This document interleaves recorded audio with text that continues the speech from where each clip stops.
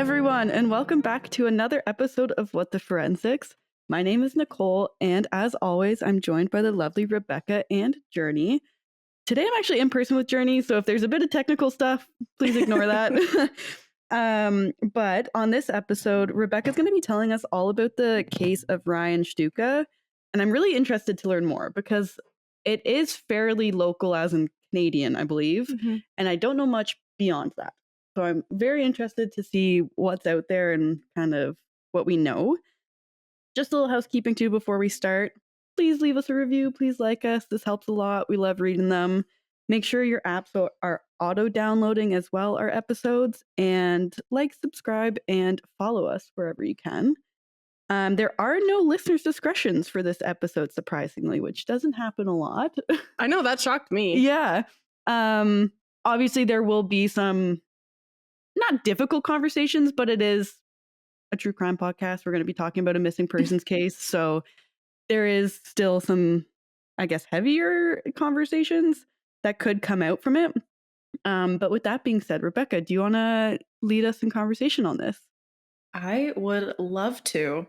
Also, we always say that I'd love to, but it's like these aren't happy stories. So when I say that, obviously you guys know what I mean. I'm excited to share what I've learned with you.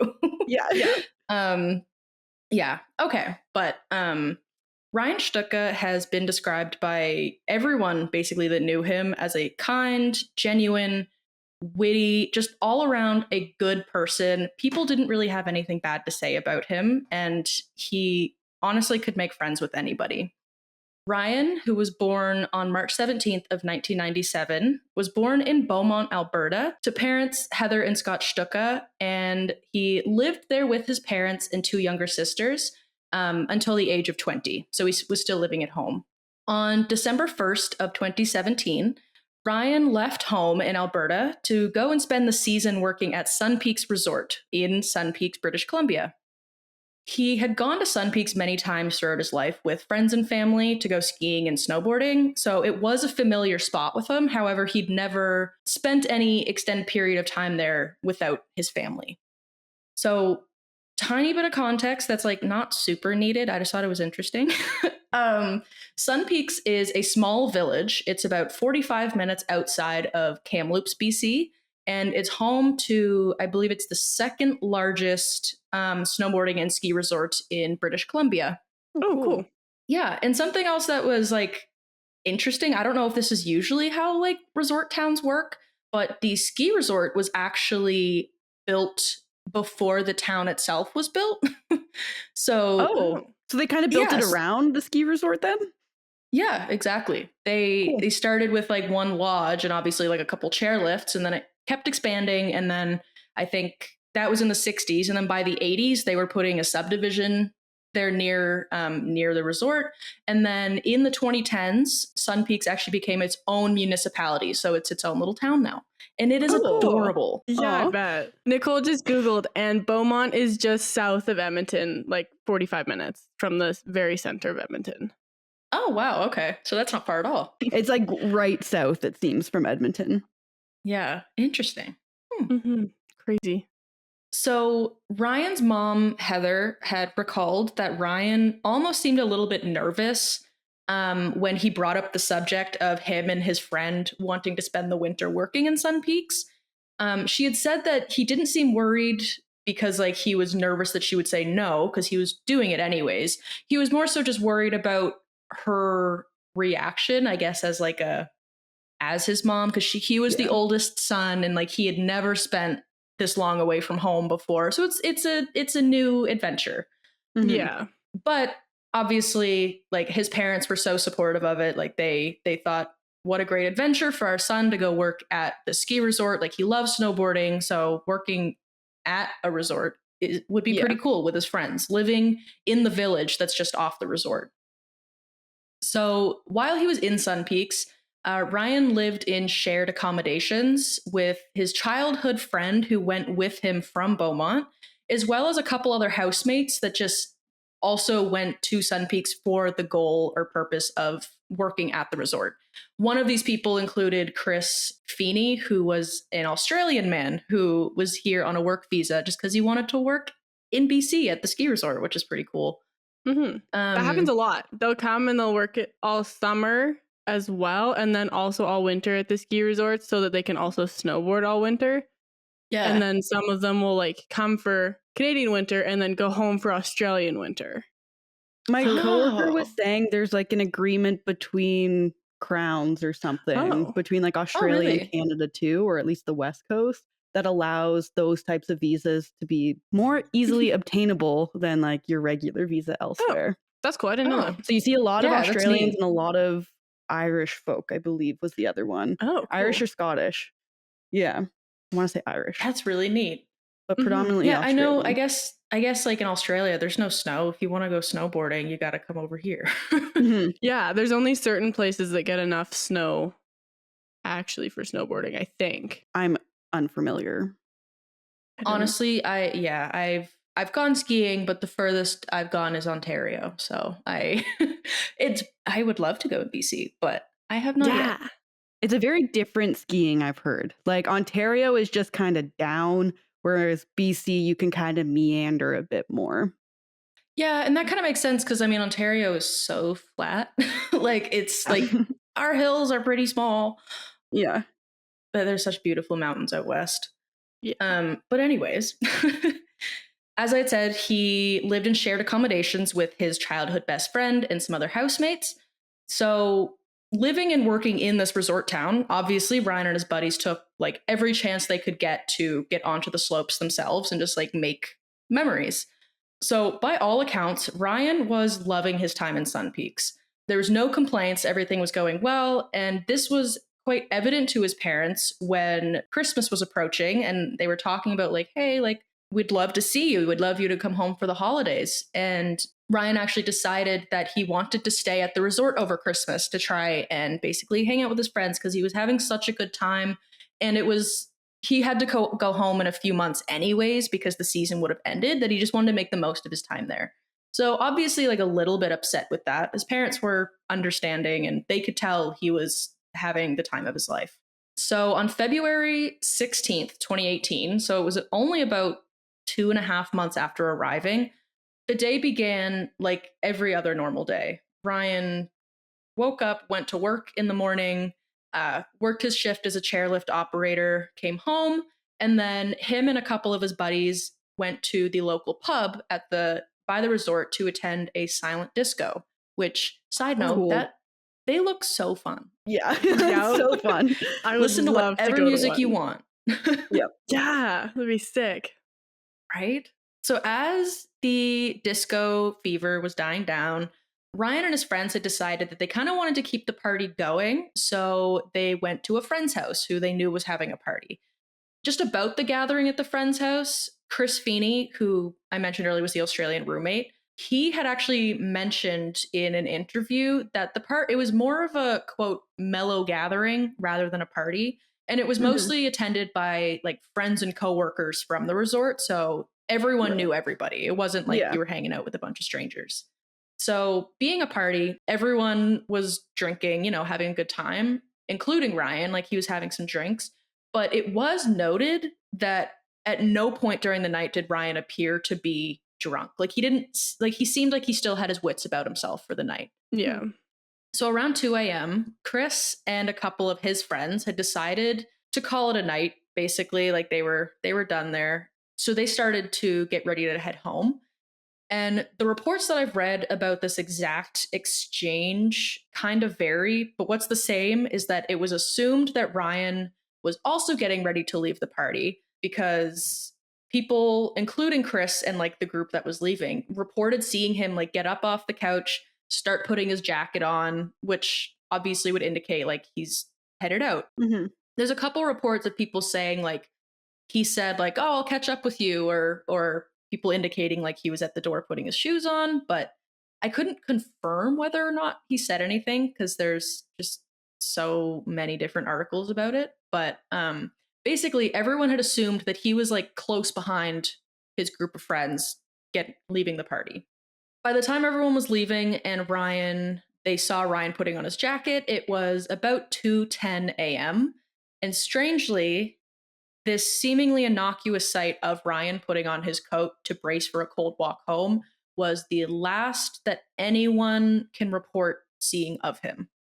No one even remembers him leaving the house. Oh. All people have said is that they remember him putting his shoes on, putting his jacket on, and he wasn't seen since.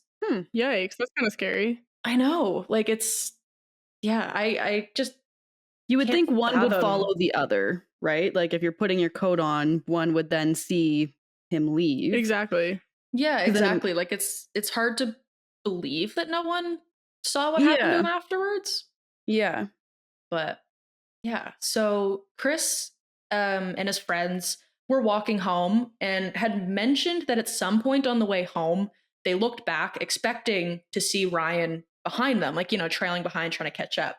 But he wasn't. And so for context, the place that Ryan and his buddies were living was, and I got like weirdly different accounts of this, it was about, I believe, a 15 to 20-ish minute walk from the house party, like the house that the party was held at. Mm-hmm. I've seen some articles and like podcasts and stuff mention it was only like a 5-minute walk away.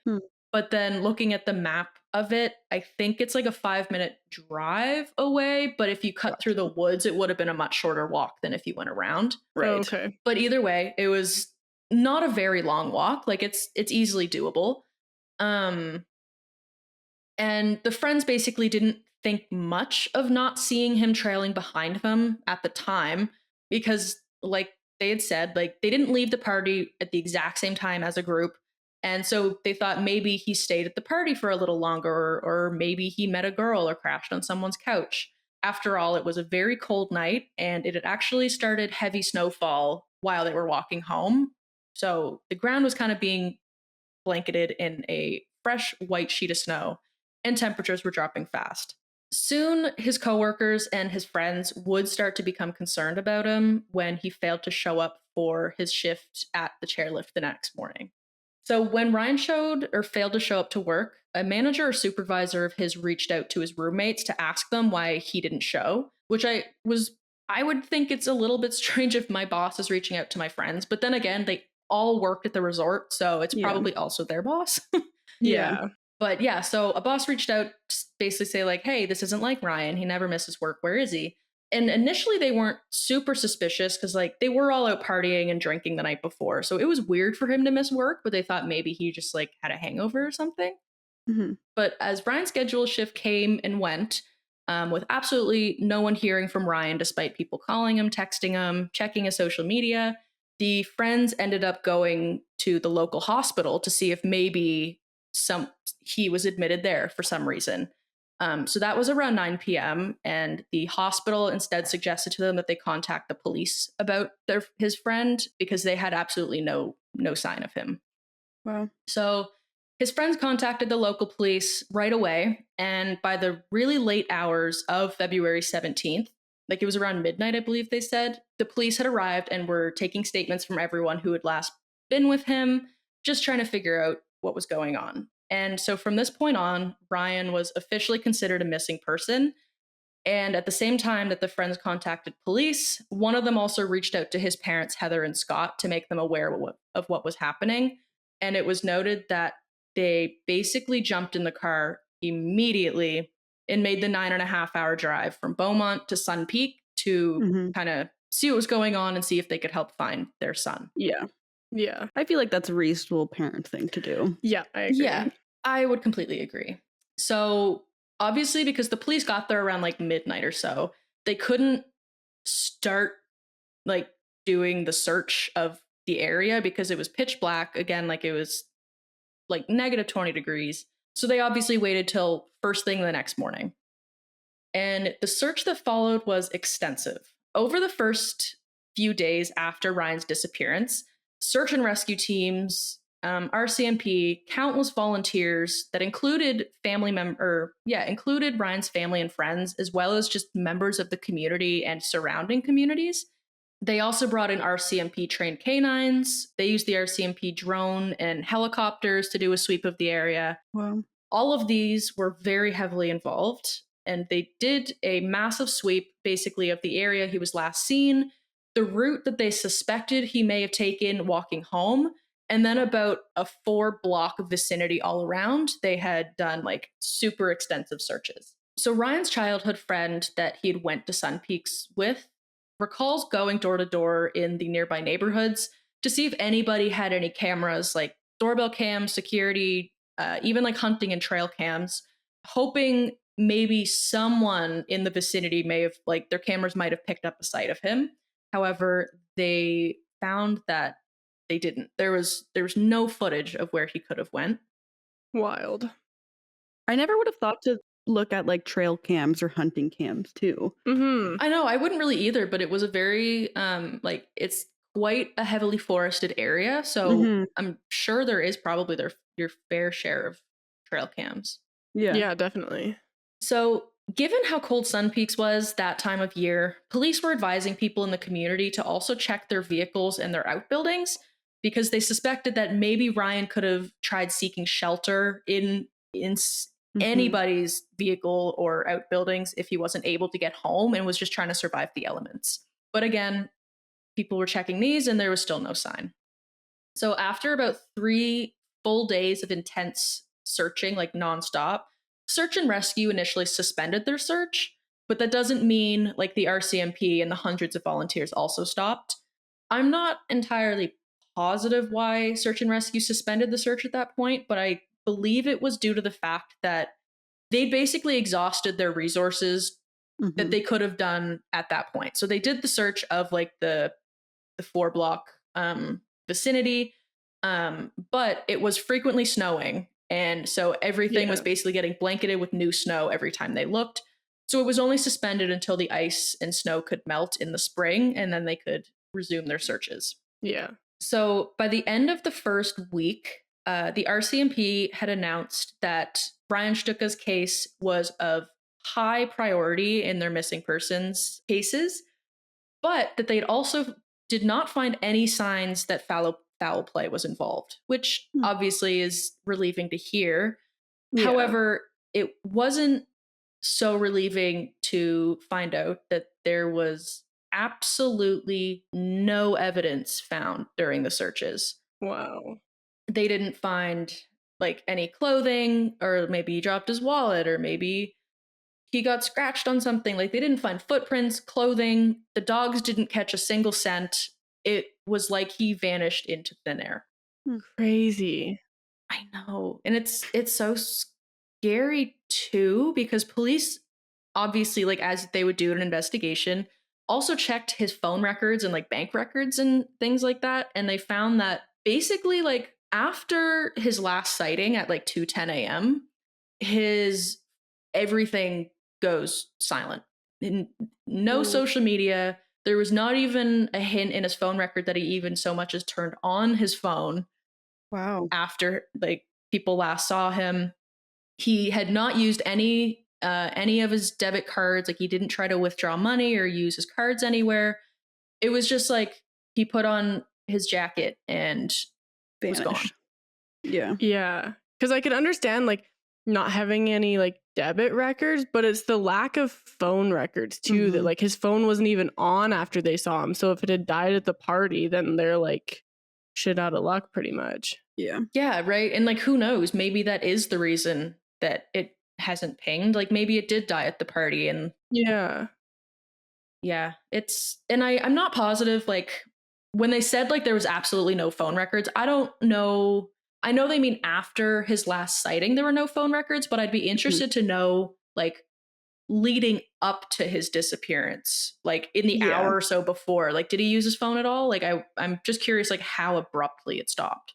Yeah, like when was the last known phone record, I guess. And who was he communicating with and whatnot? Yeah, exactly. And I feel like we might not get that until like more evidence is found, because I don't know, maybe they use a suspect or something, but not sure. There's just so many questions with this case. So for the first 5 months after Ryan's disappearance, there were daily ground searches conducted by volunteers, RCMP, and search and rescue when they ended up re-engaging the search.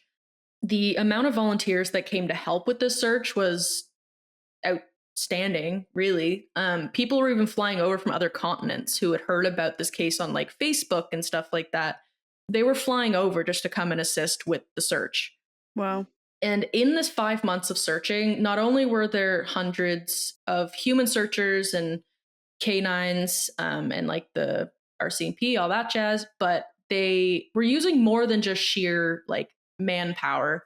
They were using various tools that would obviously help find like anything in inclement weather or otherwise. Some of the other things that they used in their searches included metal detectors, avalanche probes, snowshoes, snowmobiles, excavators. They used the drones and helicopters, like I said, infrared cameras. Wow. And literally not a single thing has come up. Like not even so much as like a coin that or like a button falling off of like his jeans. Wow. So even though Ryan's parents, Scott and Heather, still had their daughters back home in Beaumont, who were teenagers at this point, like they didn't just up and leave their young kids. Yeah. But understandably, Scott and Heather, after Ryan's disappearance, stayed in Sun Peaks for 3 entire months before going back to Beaumont, just so that they can help lead the searches. Like they wanted to be there if anything was found. Yeah, definitely. Yeah, and so they did end up going back to Beaumont, obviously, because their 2 daughters were there and they needed them. And also because Heather had stated that it was one of their daughter's 18th birthday, and they just needed to be there to celebrate her milestone birthday, especially after like everything that happened. But to this day, groups of volunteers still frequently search for Ryan, and not a single month has gone by since his disappearance that at least one of his parents haven't gone back to Sun Peak for like a weekend at a time to continue their own search. Oh, wow. I know. So sometimes it is both of them that go up, but sometimes only one or the other can make the trip. But they had said that sometimes when they go down, like they continue their search and like they're actively looking. They'll frequently meet with the RCMP to like discuss any potential new leads or evidence or like things we've ruled out. And they've also said that like if the weather's too poor, they're just feeling too, like obviously down about this situation.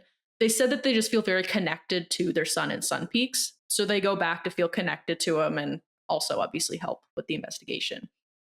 So the search efforts that have occurred so far are astounding. They've used, honestly, this is like the most intensive search I've heard of in Canada, or like one of the most intensive. And it's because of this really extensive search and ongoing search that I'm surprised by the lack of evidence. Like, I just don't understand how nothing has been found yet.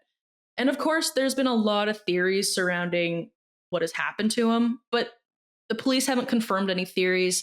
And some of them are just very speculative and honestly, like, I don't want to say offensive to the family because they're not offensive in like a mean way, but like there's people suggesting like aliens took him and like, and it's like, that's not likely. That's not it. Yeah. But so far, nothing's been confirmed. Wow. The RCMP and Ryan's family are still openly accepting tips from anyone that might have information related to his disappearance. His parents are currently offering a reward of $25,000 to anyone that might have information that leads to his discovery. Ryan's family is also fighting very hard to make sure that their son is not forgotten and that people will continue the search for clues on his whereabouts. One of the ways that they do this occurs every year in Sun Peaks through a run for Ryan. It occurs around February 16th of every year, which is the date that he went missing. And it's just a way for the community to come together and show support for both the family and the ongoing search. So at a run for Ryan, everybody attending meets at the top of one of the chairlifts at the resort. And then all together at the same time, they do a 5-mile run down the hill on your skates of choice, whether it's skis or snowboard. Maybe people sled. I don't know. That would be a lot of fun. That sounds really cool. Yeah. And I don't have this anywhere, but they also have a symbol for Ryan. I guess, once again, just to kind of keep his memory alive. It's a green, long-necked dinosaur. But if you have any information that might be useful in this search, you can submit tips to the website ryanshtuka.com, which is maintained by his family, or call the RCMP in Kamloops. So just descriptors of him, as that's obviously important for identifying. So Ryan went missing at the age of 20. He would be about 27 years old now. He is 6 feet tall, and he's described to have a lean build. Ryan has blonde hair, brown eyes, and at the time of his disappearance, he weighed 180 pounds. He was last seen wearing dark jeans, a shirt with a white body, basically, and gray shoulders or like arms, and as well as a blue coat and a burgundy baseball cap. There is also going to be pictures of Ryan on our website and on our social media, so you don't obviously rely solely on my description. But again, obviously everybody wants Ryan found. Actually, just before I say this, I can't completely recall who it was, but there's a very, very well-known facial, like, the people that do like a facial reconstruction, but the age rendering. Who do drawings of like the age progression. Yeah. For Ryan's 25th birthday, a very well-known artist who does those age progressions drew Ryan at the age of 25. They had said that even though it's only 5-year difference, it's still such a like, you can change so much in such a little amount of time in your 20s. Yeah. So there is, I'll put that on the website as well, but I'll put the age progression. But obviously everybody wants Ryan found. Nobody should have to go without answers like this. So if you think you know something or saw something that might help in this case, you can submit your tip again to ryanshtuka.com or call Kamloops RCMP at 1-250-828-3000, or you can call Crime Stoppers at 1-800-222-8477. At the moment, that's all I've really got to talk on the topic of Ryan Shtuka. They have done, like I said, like they're still investigating, like they're still constantly doing searches for him, but there just hasn't been updates really. Like it's incredible how, I don't know the word I'm looking for. It's incredible how strong the sense of community is to still be looking so extensively after this amount of time. Because I think everybody that goes, like, I think every missing person deserves this treatment. Yeah. And I'm not saying that to disparage, like, why is he getting all of it? Because no, absolutely. This is incredible. But yeah, there's no answers. There's no evidence. He vanished. And we'd like answers to the contrary, because I don't think he vanished into the thin air. Yeah, that's the scariest part of the whole like disappearance, is that he literally disappeared into thin air. Like he vanished from the face of the earth. And it's like, people don't just do that. No, something had to have happened. And it's weird that if he had died due to the cold and getting lost or whatever, like there should still be a body, but like there's not even that. And then like you said, the canines not even get any like scent of him is crazy. Yeah, no, I completely agree. I don't know. I've been researching this for like the past week or so now, and there's so many times where I was just sitting here like tearing up, just like listening to the documentary that was made back in 2018, like, and it's interviewing his parents and his childhood friend that he went to Sun Peaks with. Yeah. And it's just like, I just can't imagine what anybody experiences having a loved one disappear like this and just not knowing anything. Yeah, it's the lack of answers or even knowledge of what could happen, I guess, because then that just keeps your mind going and like creating every worst case scenario kind of thing. Yeah, well, absolutely. But I'd be interested, obviously they're not going to be able to share it because it's an ongoing investigation, but like the areas surrounding, if there was a body, like looking for like coyote dens or like certain animal dens to see maybe if scavenging happened, or local transit routes to see if those local areas had been in contact or seen or footage or something like that. Yeah. Or even human trafficking. Like how close are they to a major highway where he could have just gotten picked up? Yeah. And then just never heard or seen again. Mm-hmm. Yeah, absolutely. And all of those are unfortunately real possibilities. I know that is one of the, I don't want to say leading theories, because I didn't dive too much into theories simply because there's no evidence to support any of them. Yeah. But one of the theories is human trafficking. One of the theories is that he succumbed to the elements. Yeah, just a really sad case overall. Thinking back to like Noah Pressgrove's case too, like it's fascinating to see the differences but also parallels. Like, yeah, they were both leaving this place, this party, but then in Noah Pressgrove's case, like there's Snapchat footage, there's all of these different things that could kind of link them to say, yeah, he did leave the place. Yeah. And yet with this case, it's just he put on his coat. Yeah. And you've got nothing beyond that. Like you would think with it being 2018, that's 2017? 2017. That's like prime Snapchat time. So like, exactly. Was there nothing in that regard? Did the people who were there not provide anything further beyond we saw him put his coat on? Yeah. Yeah, really, like I feel like odd. someone at the party has to have seen him leave. Like, or stay. I don't know, but yeah, it feels very similar to the Noah Pressgrove case where like someone knows something almost, and like it feels like there's a little bit less foul play with the Ryan Shtuka case instead of the Noah Pressgrove case because there wasn't an accident. That and like no body. And no previous reports of like a fight breaking out or something like that. Yeah, exactly. But it does kind of like really stress, don't leave your drunk friends alone. Like the buddy system is super important. Like if you know it's cold out or you have to walk a ways home and you're intoxicated, like have someone go with you just so that like you're not doing it alone, because I feel like it could have been prevented had the group waited for him or they had all left together or like something like that. It could have helped not like have just one person go missing out of nowhere. Yeah. Absolutely. And especially I was only going to say even not being intoxicated, use the buddy system. It was like negative 20 degrees. You don't know what could happen. Yeah. And if you're like, if it is in the wilderness, like one of the biggest dangers to like for hiking is getting hurt on the trail alone. Yeah. Because no one knows where you are or where you're going. And then you had mentioned like it was a straight shot through the forest. So had he like gone through the forest and hurt his leg and not been able to move, then it's minus 20 getting close to minus 30.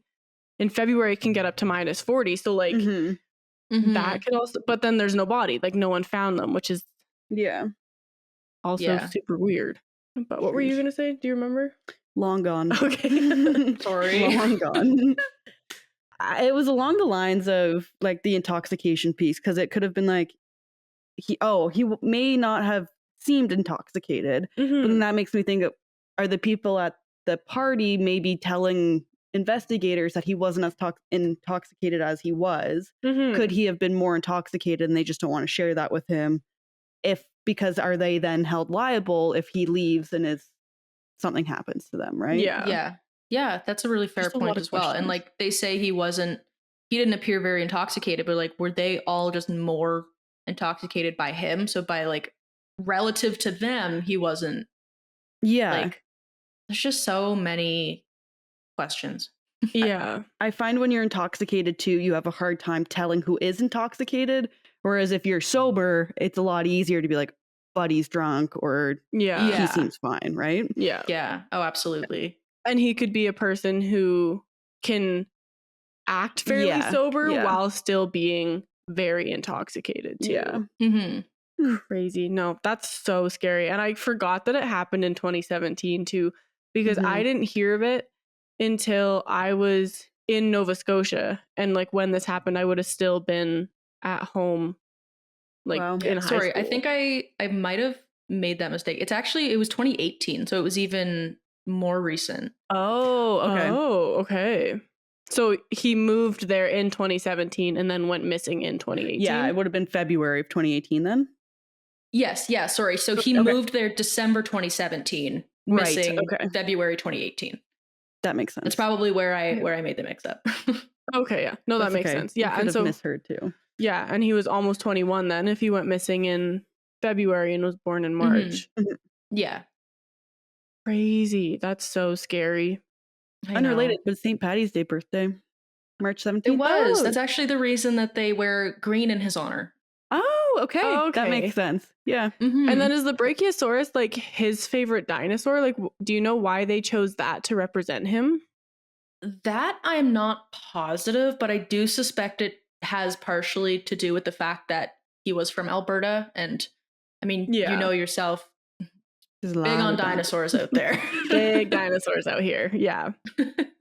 Okay, that's cool. Yeah. I really hope that the family can get some answers. Because I know, me too. Like, to just disappear is like so scary. I just Googled it quickly. They call it a Shtukasaurus. Aww. A Shtukasaurus toy dinosaur. And I think it was because of a toy he had. It looks like the dinosaur from The Good Dinosaur, the movie. Yeah, Possibly. it does. What a cute This movie. is a lot to read in a short amount of time to be able to tell you this real quick. But yes, it's a Shtukasaurus toy dinosaur.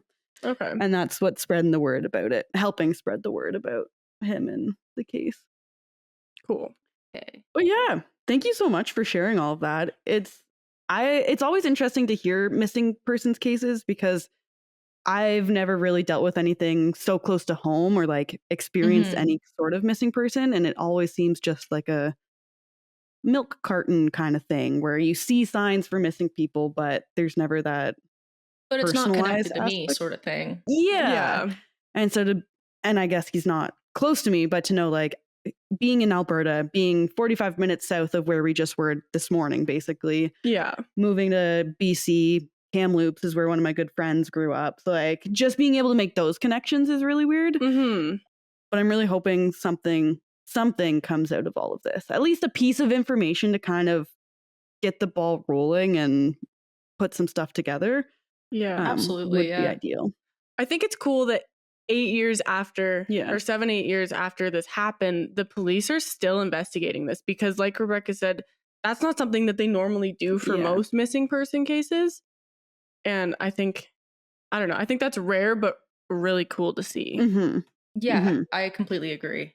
No, I agree as well. Okay, thank you very much. I'm going to shift things over to Journey. We have a kind of recent story that's made the news. There was an update that came out this morning about it. And it's just one of those brain scratchers as well. Yeah. If you want to go. So we've talked about this off camera. We haven't talked about it on an episode yet, but there was a girl in Halifax who worked at the Walmart and she had ended up getting trapped inside this giant walk-in oven and passed away because of it. She was 19 years old and part of the Punjabi community. She was Sikh, I think, or sick. And they don't really know what happened because it's not like these ovens are easy to close, but she ended up getting trapped in the oven during open hours. The Walmart was under construction, so there was no video feed of it. Supposedly, yeah. Yeah. I had heard initially that Walmart wasn't wanting to share the CCTV footage, but we just heard last night, I think it was, that because of the construction underway, there was just no footage. I actually didn't even hear about that detail yet. Oh, wow. Yeah. That's really poor. I mean, literally any time for a tragic accident is poor timing, but it's which adds to the suspicion, but Journey will continue on with that. Yeah, so her and her mother had moved to Canada 2 years ago, and they both worked at the Walmart, and it was actually her mother who found her. Which, right? It's so scary. And I believe Nicola told me that they were raising money to bring their father over as well. After the fact. Yeah. Oh, really? Only after she died? It was after she passed away because she was like, we need to get her family over here to deal with all this crap. Like, I think that was part of the reason for the GoFundMe. Like, in addition to like funeral expenses and things, but it was also to bring over her family. Yeah. Oh, okay. I thought it was prior. Yeah, I thought they already had the plan to bring their father over. No, it was after.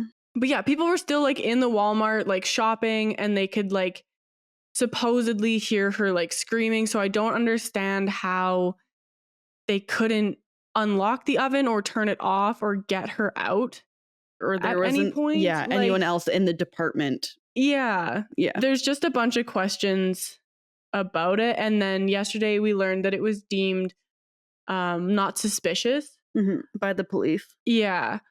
Which initially, like when you hear that, you're kind of like, how can that not be deemed suspicious? Because there's no logical way for her to get locked in this oven and then have the oven turned on and then have no way to get her out.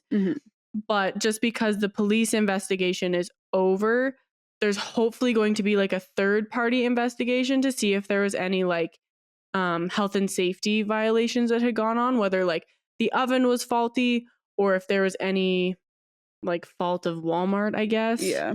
If there's poor training. Yeah. So just because it's not suspicious doesn't mean people can't be held liable, kind of thing. Or what was the other term? Sorry, with the C. But like a civil suit may come from it. Like who knows? But the police, through their investigation, deemed it as a not suspicious death.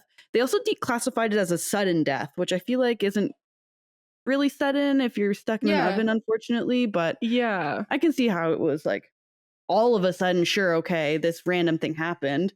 But yeah, there is a occupational health and safety investigation underway, and then I think there's another third party doing an investigation too.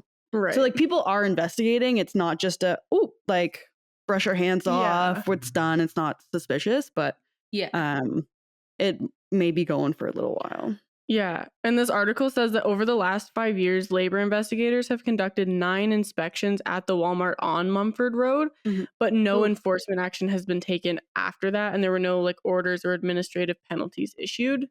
But 5 inspections over 9 years. No, 9 inspections over 5 years. Gotcha. Yeah. Never. Still, but yeah, I guess we have nothing to compare it to. But yeah. I guess every 6 months, kind of. Yeah. Okay. Yeah, I'm not too familiar with like OHS investigations and things like that, so I don't know what would be deemed like too many or like too but yeah, we've got no comparison. But when we were in Edmonton yesterday, we were talking to a guy in a store, and he said he was part of the Punjabi community, and he said that he had even heard of the death of this girl because Nova Scotia had come up in our conversation. And he was like, yeah, do you know anything about it? Because it's really rocked their community. And he's absolutely, like, I can imagine. Yeah. And I think it's scary for people who are thinking of immigrating to Canada, knowing that this is something that could happen, whether or not it was like a targeted death or an accident. It's still scary. Traumatic, and and very far reaching too, which I wasn't expecting. Yeah, to have heard it in Edmonton. Yeah. But that's my forensic corner. There's not much forensics in it, but it's a really like more of a current event. Yeah, they did have forensics on scene. Like they were conducting their forensic investigation to it too. And then I think the body was examined with the medical examiner. Medical examiner, I believe. Oh, yeah. Yeah. And then they didn't disclose like what type of forensics was done, but they did say it was a multi-day type of investigation. Like obviously Walmart was closed for a few weeks after it happened. It was only actually a few days, but yeah. Oh, it was only a few days? I think it like at most, I think it was only about a week. Wow. Yeah, because I know they lifted the stop work order and they were like, oh, well, we got rid of the oven. It's like, but it doesn't really do much, I don't think. Like, you're going to have to kind of do more than just remove an oven. And it's hard because Walmart as a corporation is like big corporation. Yeah. So like there's probably deaths that happen in Walmart that we don't hear about because there are so many Walmarts throughout the world, but because it happened so close to home. And so tragically too. Yeah. And to someone who's so young, not saying that old people are okay to be killed in Walmart, but like, I feel like it really rocks us. Whereas Walmart's like, this is just another Yeah. like soup. Like, can we have open to now? get We need to get back to profits, please. Yeah. exactly. And they're like, well, we're offering grief counseling and whatever, but it's like, I don't know if that is enough.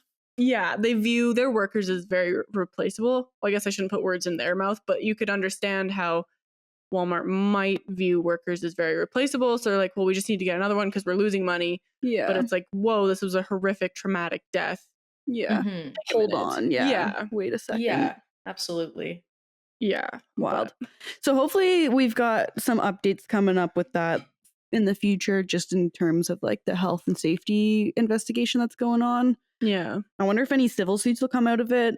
I mean, it's hard too, because if you're coming to Canada and you aren't familiar with legal systems, like if I was in a different country, I'd have no idea how to move forward with trying to sue someone. Oh, exactly. And they might not have great English. So then what a easy opportunity to be taken advantage of. Yeah. Which is scary. Although the CBC article that I just read said that they had raised $132,000 Wow. through Wow. GoFundMe. I think they didn't specify which site. yeah. Crowdsourcing site. I would assume it was GoFundMe, and then they had a lot of like memorials that the community had placed out front of the Walmart too. Like a lot of people were showing up with flowers. They held a little candlelight nice. vigil for her. Yeah.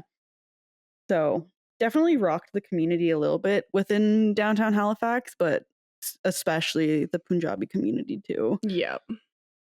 And it's odd to have it like so far reaching in the sense of like hearing it through the Punjabi community within Edmonton rather than just it being a national story that you could hear, on the daily. Yeah. Because I had heard nothing about it until Nicole had told me about it. And then I searched for TikToks, and then I got more TikToks kind of every day. Yeah. Kind of explaining it. With the new stuff. Yeah. And it was interesting to see people working at Walmart elsewhere in the world kind of demonstrating with those ovens, being like, okay, this is the setup we have. How could this have happened? Which I think is what kind of not caused, but kind of amplified this seems suspicious. But just because it seems suspicious doesn't mean foul play was involved. It could have just been a safety thing that went wrong. Yeah. Culpable. That's the word I was thinking of earlier. Oh, okay, yeah. But yeah. But yeah, hopefully we learn more. Hopefully the family, I don't know how you kind of live with that, but they kind of find some peace with moving forward, and they find ways not to move on, but yeah, I hope they can get the answers that they're looking for. That's what I'm looking for. Yeah. In both stories, I think Ryan Shtuka's family deserves answers, and 100%. I think answers need to be had here as well. Absolutely. But yeah, thank you for sharing that. Next topic, we're going to talk about Frances Glessner Lee, I believe her last name is. Lovely forensic scientist. She created dioramas. So we're going to talk about that. I didn't know she was a forensic scientist. But yeah, she was. I thought she was a serial killer. No. Oh my god. No, she's actually considered the mother of modern forensic science. Yeah. Who are you thinking of? Oh, that's not at all what I thought we were going to talk about. Okay. No, she's a lovely lady. Oh, I thought she created dioramas like out of dead people or like of. No. Oh, okay. There were dioramas and there were fake dead people, but it was used as like a learning tool. Spoilers. Don't listen now, but we'll tell you more. Yeah. But yeah, not a serial killer. I thought she was more like the Russian killer that we talked about who made mummies out of his victims and like the dolls. Oh yeah. Anatoly Moskovin? Yeah. Nope. No, she was a good guy. Oh, okay. Well, cool. This is a good lady. How rare. How rare. I know. Shocking. No, but I'm really excited about that one. We've talked about it in forensic science at SMU because that was like a little lesson that they did. They kind of looked at the diagrams and there's a lot to it. Anyways, I won't keep talking about it because we all have a whole episode on it. But as always, you can find us on Instagram, YouTube, Facebook, and TikTok at What the Forensics. Our X or Twitter is WT Forensics Pod. Our website where you'll find sources, recommendations, some photos, that is whattheforensics.ca, kind of your one-stop shop for everything us and podcast. And then if you ever have any questions, comments, or concerns, or just want to chat, we are contactable. Is that a word? Yep, I think so. At whattheforensics@gmail.com, or best bet probably too would be Instagram or Facebook. Yeah.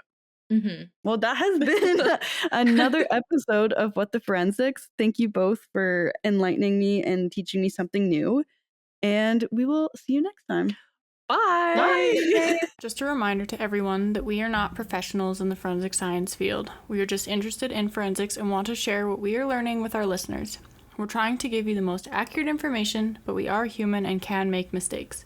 Thank you so much for listening, and we hope to see you next week.